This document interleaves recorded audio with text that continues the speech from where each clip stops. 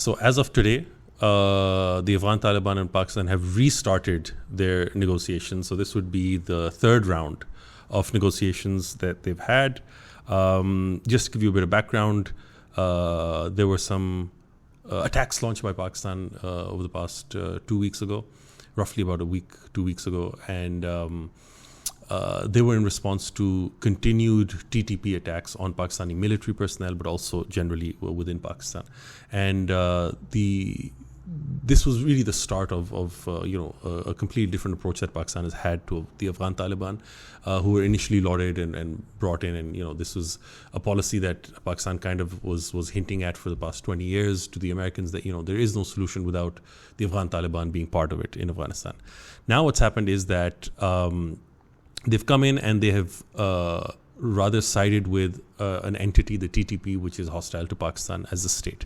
And so what happens in that context is that Pakistan wants to now disabuse the Taliban, the Afghan Taliban, of the notion that this is a good strategy, that Pakistan will simply lay down and allow these attacks to happen. From the Afghan side, what we're seeing is that they're claiming these to be unprovoked attacks, that the Afghan government or the Afghan Taliban were in no way really involved in any of this support to the TTP, and that the TTP is a homegrown Pakistani entity. Now, the problem is that there is significant evidence, intelligence evidence, but also other evidence that the TTP has very, very strong links with the Afghan Taliban. And in fact have been part of their struggle against the Americans initially, and then the Afghan forces, and then the Americans again at the end. And they see the victory in Afghanistan or the US withdrawal as their victory as well, and that kind of emboldened them, I think. So that's something that we're seeing now. Pakistan, on the other hand, launched these attacks, and then things were getting out of hand because the Afghan Taliban retaliated by sending troops or soldiers to the border and having violent clashes there. Pakistan then demonstrated and showed videos to the rest of the world of how it destroyed Afghan Taliban posts all across the border, and this was all just sad between neighbors. It should not be happening, and I think it had quite a few casualties. I mean, we're talking about in the dozens perhaps.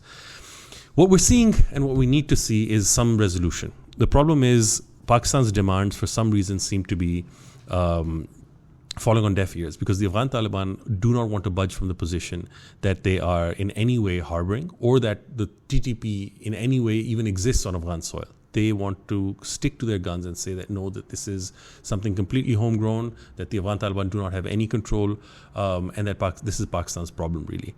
What that does is it absolves them of any need to take any action. And this is also problematic because they are still in a consolidation phase after the US withdrawal. They're trying to consolidate their government. They're in a bad economic state. They don't really have the type of control or the economic ability to solve a lot of their problems that the people are suffering, and there's abject poverty and a whole host of issues. In that midst, what essentially they feel is being asked of is to launch a civil war. Is that entities that supported them, that helped them, they want, Pakistan is asking that they be handed over or that they be neutralized in some way. And while this may seem something very alien to them, or something that is difficult for them to process, it really isn't. Getting your people to put down your arms and not attack, we're asking them to prevent violence from happening, not to conduct violence on our behalf. And I think that is something that they really need to be, at least in this third round, get used to. What is going to happen is that, sadly for them, Pakistan isn't the US, and even for us, we're not the US. So Pakistan really, over the last few days, if you see this wild and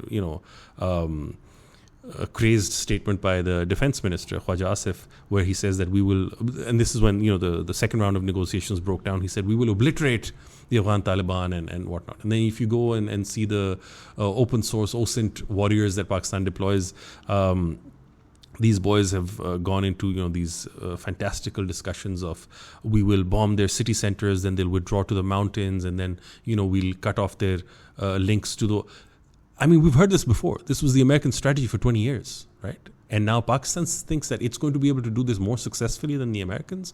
I mean, come on, right? Having said that, Pakistan isn't the US. Pakistan isn't there to occupy their territory. Pakistan is there to defend its own territory, so we're in a different ballgame. When it comes to standing armies, the Afghan Taliban have not been very successful. We saw this in the recent episode where they launched some strikes over our over posts on the border. Where the Afghan Taliban succeed is guerrilla tactics, and it's once they, war of attrition. Once you've entered their territory, they will, defeat you by 1,000 pricks and, defeat you in that way. But that's really not what Pakistan wants to get into. And let's hope that this does not even get to that point where they have to have, you have a pitched battle on one end and you have guerrilla warfare on the other, or you have, a standing army on one end conducting guerrilla warfare, trying to do counterinsurgency, counter-guerrilla warfare tactics in Afghanistan. And I don't think it's going to get to that. But what we still might see is, more dead Muslims, more dead Afghans, Pakistanis, soldiers and civilians alike, and this is something that should be avoided as much as possible. It's also an interesting position for Pakistan to be in. We have been at the receiving end of some of this from, say, the Indians. They claim that Pakistan has been involved in, cross-border terrorism and other things. And now we're in the tables have turned. Pakistan is in the position alleging that another country is harboring terrorists or is involved in and supporting, cross-border terrorism. So it's interesting for Pakistan to have this role to play.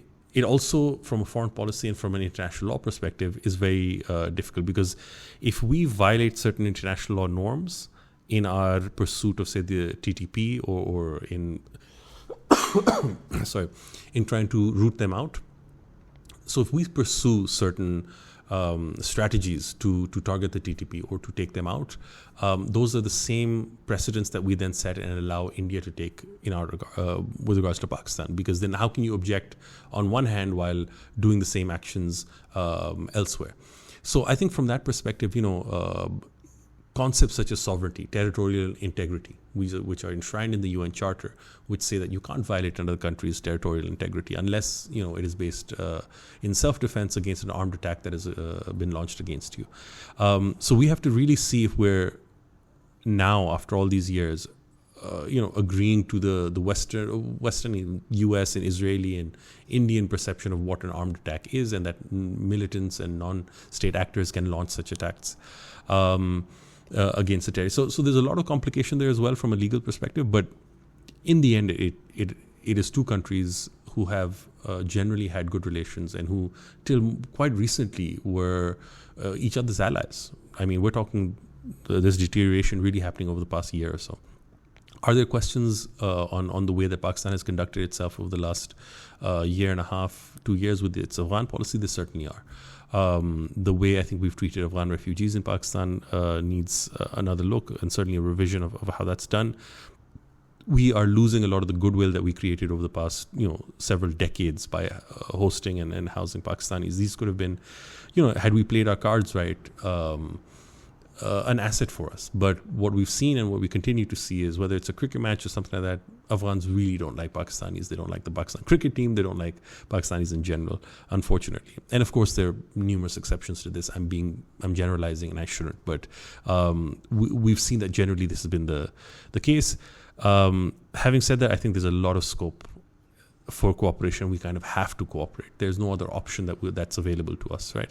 And so I think once we can get over this, once we can get to a point where the Afghan Taliban accept and admit that yes, there is a problem and that they need to start working on it, that's where cooperation starts, and that's where things like cross-border trade and economic integration, that is really where it comes in. And I think this relationship can really blossom.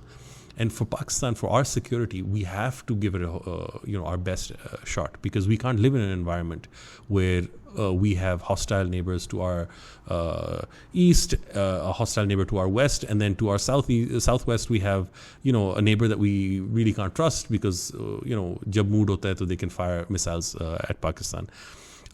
So that's really something that, given the neighborhood and the difficult situation we're in, Pakistan has no option but to try to find a peaceful solution to this. The revolution will be live.